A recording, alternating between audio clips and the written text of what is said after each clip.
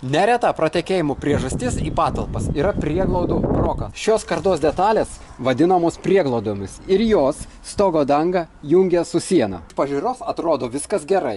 Skarda įleista į sieną, užtepta hermetiku, turėtų būti viskas sandaru. Kai yra stiprus lietus su šoniniu vėju, per sienas teka tiek pat vandens daug, kaip ir per stogo dangą.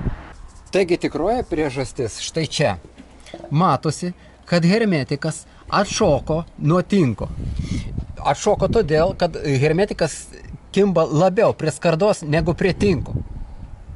Ir lietus, kuris bėga per sieną, bėga į tos plyšius, o hermetikas užtvenkia ir vanduo skverbėsi dar giliau. Štai čia ir yra tikroji priežastis pratekėjimo. Tuos mazgus reikia daryti šiek tiek kitaip. Ir kai didelis srautas vandens bėga per sieną, štai vanduo eina į šitos tarpus, štai taip, lenda už hermetiko ir jis nebeturi išbėgimo ir tada viskas skverbėsi į patalpas, kad linijos išpjautos išeitų lygios, gražios, pjauname mes su diskiniu pjūklu. Įpjauname ne 90 laipsnių kampų detalės, o 45 laipsnių kampų. Atliekant tokius darbus, ypač svarbu išsaugoti stogo dangą, neišbraižytą, nesulankstytą. Mes visada naudojam štai tokius lieptelius, juo labiau, kadangi mes pjaunam tinką, tinko gabalėliai krenta ant stogo dangos ir jeigu ant jų pradėsi vaikščioti, tai danga gali išsibraižyti kaip nušvitrinio popieriaus. Jeigu, sakykim, čia papuls tinkas, ant jo užlipsi, prabrauksi ir stogo danga viskas bus pažeista, todėl mes ypač saugom stogo dangą. Taigi pjaunam tinką 45 laipsnių kampų. Skardos lankstinį taip pat padarome 45 laipsnių kampų. Jokių būdų ne 90. Va taip daro ir tai būna brokas. Dabar kodėl mes prieglaudas darome iš dviejų detalių. Štai pirma detalė, antra detalė.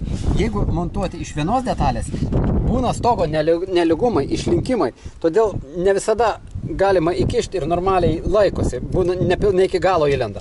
O dabar mes šitą detalę, atžvilgiu šitos detalės, pakeliam ant įtempimo, įveržiam ir prisukam su varžtais. Tai tada ir šitą nekrenta lauk, niekada neiškris. Dabar dėl sandarinimo. Šitų vietų sandarinti net nereikia. Jeigu gražiai įpjaunant, linija gaunasi tokia lygi, tarpu net nesimato. Jeigu jau atsitiktų taip, kad rankos šiek tiek kreivokos ir išpjovė tinką nelygiai, čia tarpai kažkokie atsirado. Jau atsitiko taip, kad tinkas šiek tiek atkrito, būna jis ne visai prikibęs, kaip jaunant šiek tiek atšoka. Galima šiek tiek patinkuoti, bet tik tai ne su hermetiku, su tinku normaliai. Hermetikas čia visiškai netinka. Gražiai taip, neišterliojant, dėl estetinio vaizdo. To galima baltai padažyti, kad idealiai atrodytų. Štai ir viskas.